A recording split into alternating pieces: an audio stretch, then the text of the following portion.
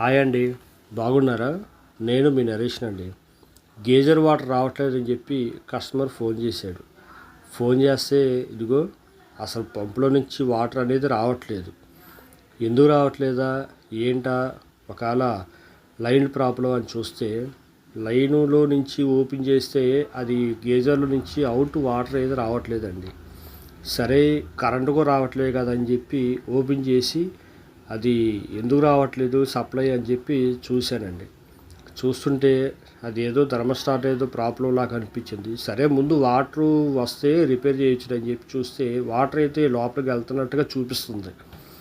మరి లోపలికి వెళ్తుంది కదా, మరి నీళ్ళు ఎందుకు రావట్లేదు బయటికి అని చూస్తే నాకెందుకో డౌట్ వచ్చిందండి. ఒకవేళ ఇది ఓపెన్ చేస్తాం వాటర్ వచ్చిద్దామని చెప్పి ఓపెన్ చేస్తుంటే వాటర్ అయితే ఫోర్స్గా వస్తుంది. సరే, వస్తుంది కదా ఎందుకని మంచిది అని చెప్పి తీయేశానండి.